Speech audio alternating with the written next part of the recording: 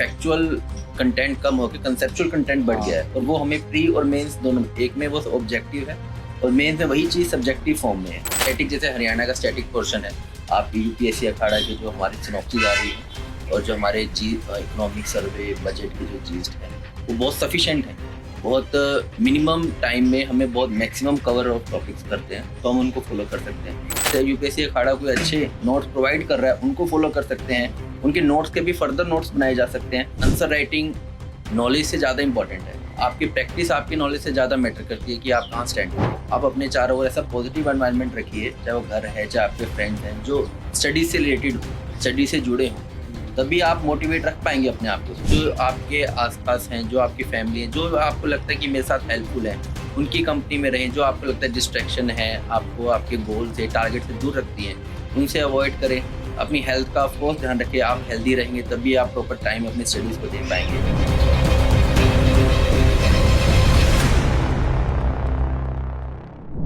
Hello दोस्तों, welcome to UPSC अखाड़ा। आज बहुत ही खुशी की बात है, आज हमारे साथ रमन गुप्ता जी हैं जो रिसेंटली हरियाणा में एसडीएम की तरह सिलेक्ट हुए हैं। Hello Raman, congratulation for being selected as SDM. Thank you sir. Raman से आज हम जानेंगे कैसे उनकी जर्नी रही, क्या उन्होंने प्रीली के लिए फॉलो किया, क्या मेंस के लिए इनका ऑप्शनल मेडिकल साइंस है और मेडिकल साइंस के लिए क्या इनकी स्ट्रेटेजी थी। तो Raman, welcome to UPSC Akhada. Thank you sir. तो हम प्री से ही स्टार्ट करते हैं बेसिकली ना, कि बच्चा जब स्टार्ट करता है तो क्या अप्रोच होनी चाहिए प्री प्री उसका क्लियर हो जाए इस चीज़ के अंदर। अभी जो हरियाणा का जो सिविल सर्विस का एग्ज़ाम है सर, वो quite similar to UPSC pattern पे सरकार ने शुरू किया है। हरियाणा पब्लिक सर्विस कमीशन का ये बहुत पॉजिटिव अप्रोच है। तो प्री और मेंस की कोई सेपरेट प्रिपरेशन नहीं है, except for our optional and Hindi English. जो जनरल स्टडीज़ है वो प्री और मेंस की एक ही तैयारी है। दोनों ही स्टेप्स बड़े बेसिक्स पे बेस्ड हैं। आप जितना अपना बेसिक स्ट्रॉन्ग करते हैं, उतना ही प्री और मेंस क्वालिफाई इजीली कर सकते हैं।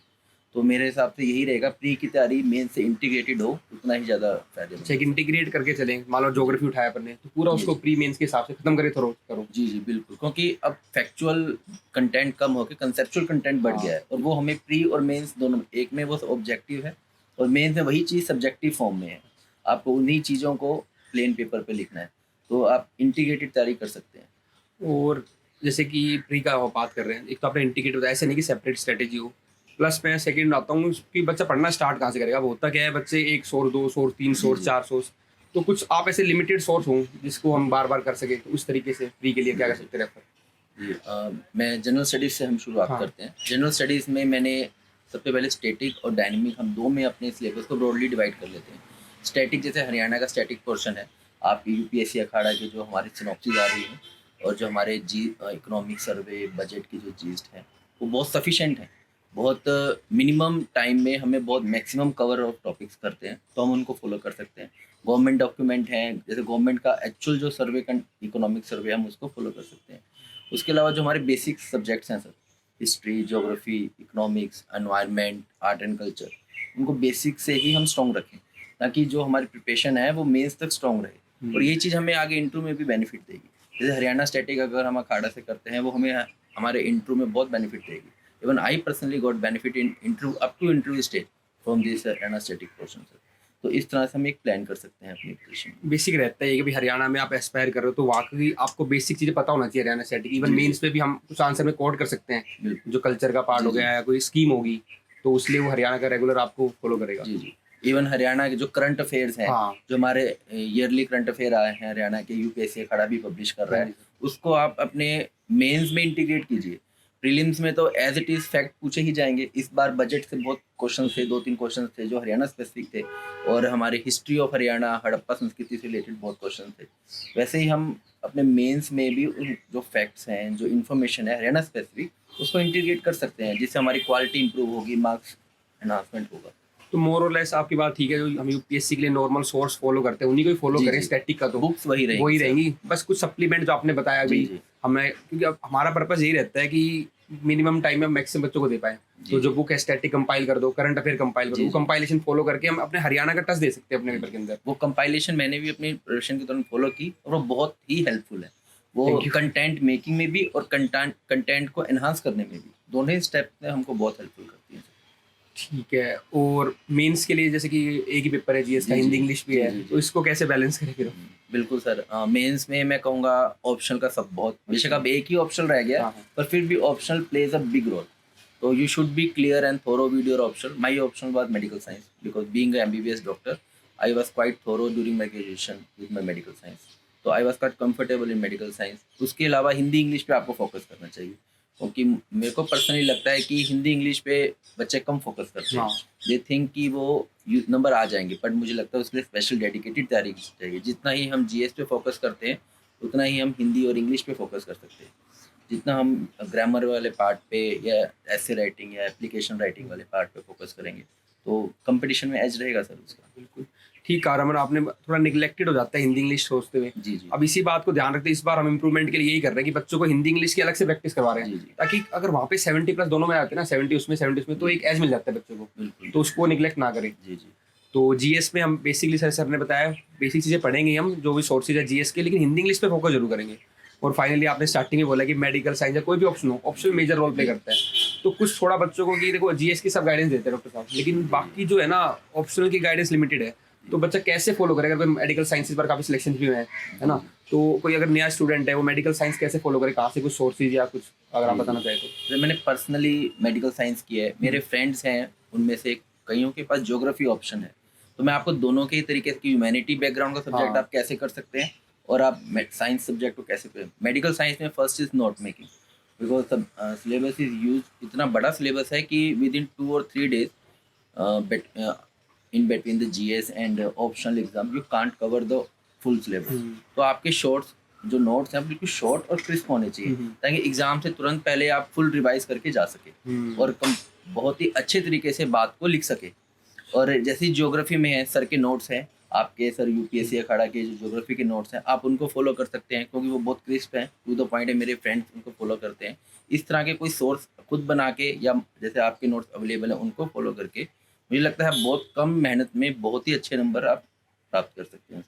तो नोट्स क्रिस्प करें, है ना? जी. नोट्स जो भी अपनी making किताब है उन option. किताबों को छोड़ो, जी, मतलब जी, पढ़ जी, के, आई जी. मीन अपने आप खुद के सेल्फ मेड नोट्स हो, बिल्कुल. ताकि लास्ट टाइम पे उनको रिवाइज कर पाए। ऑप्शनल की ये स्ट्रेटेजी है। सेल्फ भी हो सकते हैं या कोई अच्छा जैसे यूपीएससी अखाड़ा कोई अच्छे नोट्स प्रोवाइड कर रहा है उनको फॉलो कर सकते हैं. उनके नोट्स के भी फर्दर नोट्स बनाए जा सकते हैं. हाँ, ताकि ये वो भी आपने तरीका अलग जी, बताया कि जी. नोट्स की फर्दर नोट्स, Further अपने notes. सेल्फ मेड नोट्स बनाओ। अब जितना अपना सिलेबस कंसाइज और कम रखेंगे, जितने कम टाइम में वो रिवाइज हो पाएगा, उतना ही मुझे लगता है आपके ज़्यादा से ज़्यादा मार्क्स की प्रोबेबिलिटी बन जाएगी. स्मॉल करना है जी नोट्स। जी, जितना हो सके अपने चीज़ों को, क्योंकि human brain as a capacity कि हम कितना एक दिन में कवर कर सकते हैं. तो जितना आप कम रखेंगे, जितना आप उसको निमोनिक्स फॉर्म में या फिर शॉर्ट फॉर्म में, एग्जाम्पल फॉर्म में याद रखेंगे, उतना आप जल्दी लिख पाएंगे.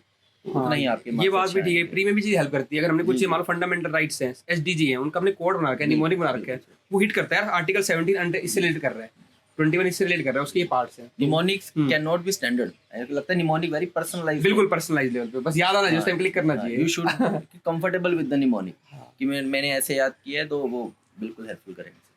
रमन जी बिल्कुल सही बात है। और ये क्योंकि हमने प्रिपरेशन की है, तो इन्हीं बच्चों की प्रॉब्लम को सॉल्व करते हैं ना। मैं जैसे आप बता रहे हो, समझ लो उस करस्पॉन्डेंट में मॉड्यूल निकाल चुका होता हूँ, क्योंकि अब मान लो रट्टा मार सीरीज है मेरी, उसमें यही है कि मैं मान लो फंडामेंटल राइट स्टार्ट किए, ठीक है, उसके कोड के थ्रू बना दिया, अमेंडमेंट्स किए, कोड के थ्रू उनको याद ही करवा दिया।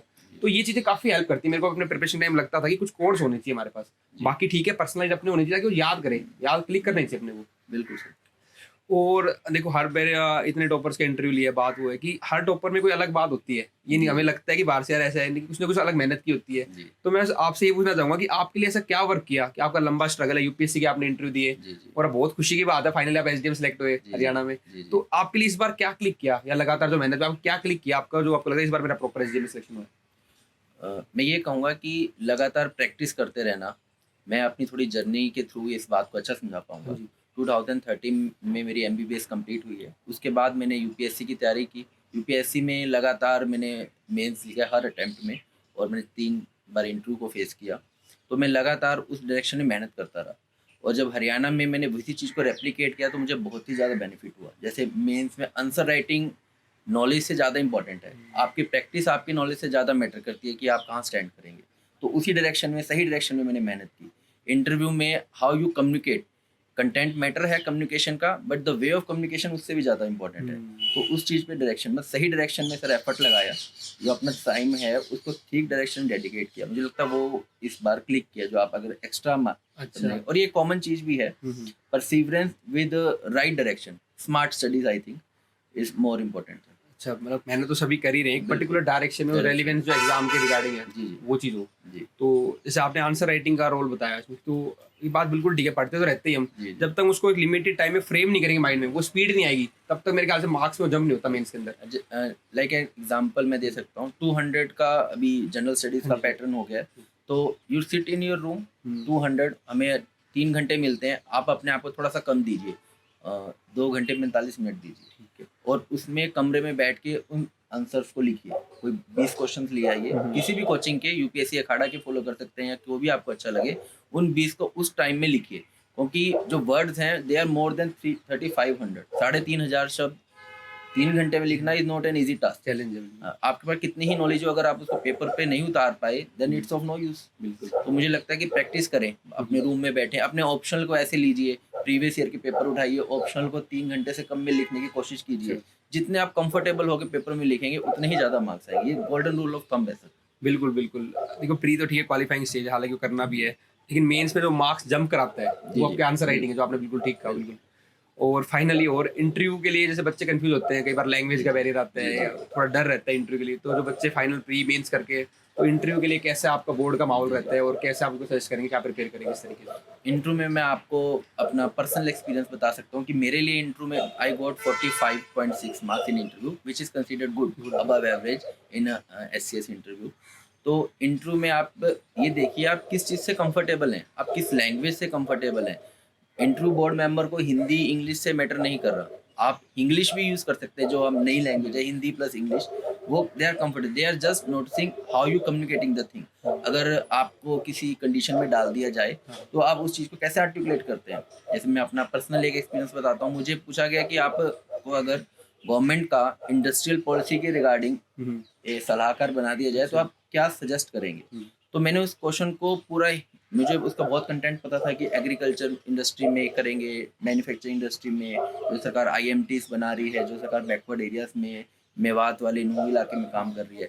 बट उसको आर्टिकुलेशन मुझे लगा कि मैं कंप्लीट इंग्लिश की बजाय एक इंग्लिश लैंग्वेज में ज़्यादा अच्छा कर सकता हूँ। तो अपना आर्टिकुलेशन होना चाहिए। मैंने आर्टिकुलेशन हिंदी भी यूज़ करी अपने कंटेंट को रखने के लिए और इंग्लिश भी यूज़ करी, and I board member was quite impressed, he even praised me for my answer कि you are even following the government policies proper, and अपना भी आपने काफ़ी इनोवेटिव आइडियाज़ दिए। तो अपने आप को कंफर्टेबल रखें इंटरव्यू में, आप अपने कंटेंट को उतना ही बेहतर वे से रख पाएंगे उनके सामने। तो ये की है जो इंटरव्यू। लैंग्वेज का इतना बैरियर, लैंग्वेज बैरियर बिल्कुल भी नहीं है sir. It's your communication, your thought process which matters more than just your language. Doctor साहब ओवर द प्रोसेस ठीक है, आपने काफी स्ट्रगल था, आपने बताया भी एक्स फैक्टर, इस बार आपका रेलिवेंसी काम किया आपने, रेलिवेंसी जो पकड़ा, लेकिन फिर भी एक बंदा जब वो सक्सेसफुल होता है तो काफी लोगों का कंट्रीब्यूशन होता है। तो आप अपनी सक्सेस किसको डेडिकेट करेंगे, किनके कंट्रीब्यूशंस आपकी लाइफ में रहेंगे? जी, मेरी सक्सेस में आपको, सबकी सक्सेस में फैमिली सबसे पहले आती है। मेरी वाइफ है, मेरे पेरेंट्स हैं, और इसके साथ मेरे फ्रेंड्स भी हैं जो मेरे साथ तैयारी कर रहे हैं। डॉक्टर आशीष हैं जो मेरे साथ तैयारी करते हैं अभी भी, जो बहुत अच्छे प्रोबेबल कैंडिडेट हैं। तो मैं ऐसे चाहूँगा जो हम आपका एनवायरनमेंट है, आप अपने चारों ओर ऐसा पॉजिटिव एनवायरनमेंट रखिए, चाहे वो घर है, चाहे आपके फ्रेंड्स हैं, जो स्टडी से रिलेटेड हो, स्टडी से जुड़े हों, तभी आप मोटिवेट रख पाएंगे अपने आप को सर। मैं एक छोटा एग्जांपल देता हूँ। हर रोज़ हमको सुबह उठ के अपने आप को स्ट्रेच करना पड़ता है, अपनी जो रिजिडिटी है बॉडी को तोड़ने के लिए। बिल्कुल। वैसे ही अपने आप को मोटिवेट रखने के लिए भी एक माहौल चाहिए, एक एनवायरनमेंट चाहिए, जो आपके फ्रेंड्स, आपकी फैमिली प्रोवाइड करती है। तो मैंने यही मेरी सक्सेस के पीछे राज है सर। देखो अगला क्वेश्चन मेरा यही था कि जो आने वाले एस्पिरेंट्स हैं उनको आप क्या एडवाइस करोगे? तो होपफुली मेरे ख्याल से ये बेस्ट एडवाइस है कि अपना माहौल अपने आप बिल्कुल, मोटिवेटेड रखे, फ्रेंड सर्कल ऐसा हो कि जो आप उसी टॉपिक पे आपसे बात कर रहे हैं, रादर देन कुछ अलग बात कर रहे हैं। तो उससे हमारे पास टाइम तो लिमिटेड ही है, 24 आवर है, उसमें हम किस चीज को आउटपुट दे रहे हैं, किस चीज के लिए, वो मैटर करेगा। ये एक मल्टीप्लाई फैक्टर होगा हमारे लिए, अगर हम अपने माहौल को इतना पॉजिटिव और एनवायरनमेंट को इतना स्टडी ओरिएंटेड रखते हैं तो ये बहुत हेल्प करता है। और एक बहुत अच्छी कोट भी है, जापानीज कोट है कि एक पर्सन होता है वो अपने जो 5 पीपल होते हैं उसका एवरेज होता है। तो अपने चाहे ऊपर रखोगे नीचे रखोगे, तो आपने बिल्कुल राइटली, बिल्कुल सर। तो मेरे ख्याल से स्टूडेंट के लिए यही एडवाइस होगी लास्ट की, अपना माहौल वो पॉजिटिव रखें। जी उसके जो आपके आसपास हैं, जो आपकी फैमिली है, जो आपको लगता है कि मेरे साथ हेल्पफुल है, उनकी कंपनी में रहें। जो आपको लगता है डिस्ट्रैक्शन है, आपको आपके गोल से, टारगेट से दूर रखती हैं, उनसे अवॉइड करें। अपनी हेल्थ का ऑफ कोर्स ध्यान रखें। आप हेल्दी रहेंगे तभी आप प्रॉपर टाइम अपनी स्टडीज़ को दे पाएंगे। ये सारी चीज़ें सर एक मिक्सअप हैं जो एक सक्सेस को बनाती हैं। Yes. ठीक है Raman, thank you very much. Thank you, we sir. Wish for your future Thank and a you, great sir. success career in the Haryana Civil Services. Thank you, All sir. the best. Thank you, Raman. Thank you, sir. Okay.